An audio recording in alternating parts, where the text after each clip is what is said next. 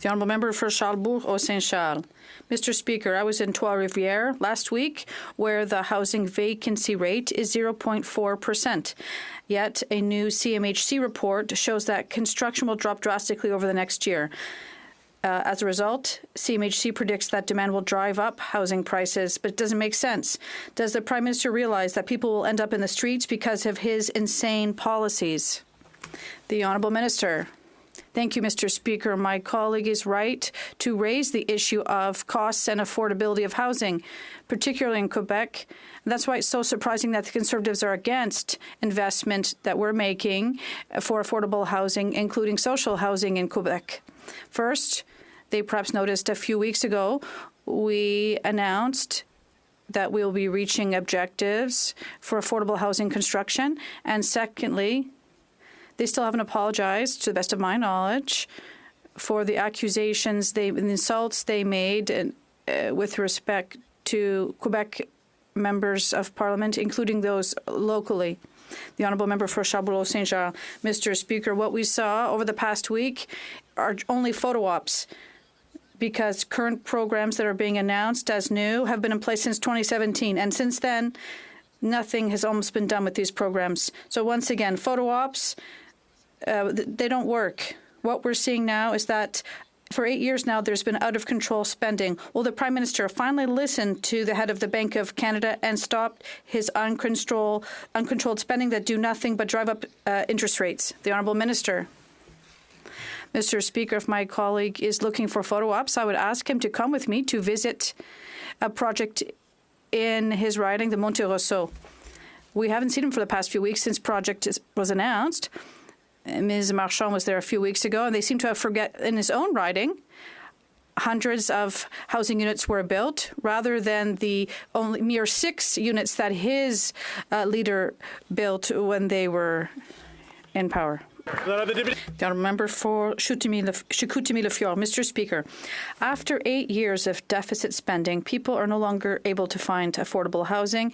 There's still more bureaucracy than common sense solutions. This Prime Minister is not worth the cost.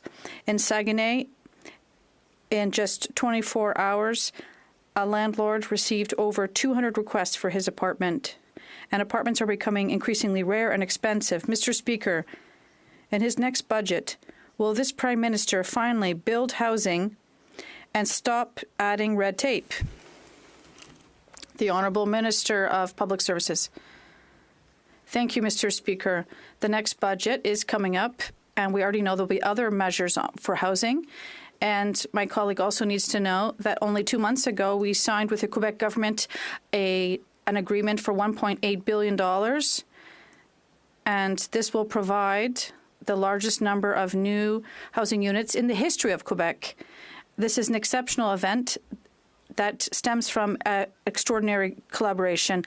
Unlike the Conservatives who are just squabbling and insulting people, the provinces and the municipalities in particular, we are working for Quebecers with hundreds of thousands of units for the coming years. The Honourable Member for Mégantic-L'Érable. After 8 years of this Liberal government, finding housing in Canada is a nightmare. It's ironic to see the ministers and prime ministers traveling the country boasting how incompetent they've been in terms of housing. And the proof is that the CMHC reminded them last year that average home prices doubled last year, and that is under the Liberals.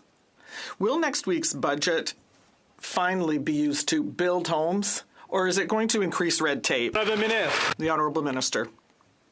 Thank you, Mr. Speaker.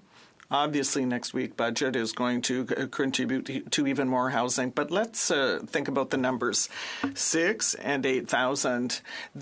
The Conservative leader across the country created 6 affordable housing units, but in the past week, we've signed an agreement with Quebec to build 8,000 housing units just for Quebec. So, unfortunately, my Conservative colleagues in Quebec are not supporting the Liberals.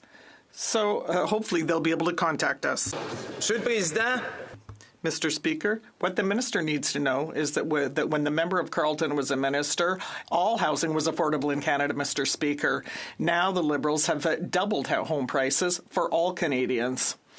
Young people would think that they'll never be homeowners. Seniors can no longer pay their rents. They have to stay in substandard housing, Mr. Speaker. 80% of people are going to have to renew their mortgages, but they're worried they won't be able to make their payments. Mr. Speaker, once again, will the Liberals finally use common sense next week by announcing that they're going to build housing and not just create more red tape? The Honourable Minister. Thank you, Mr. Speaker.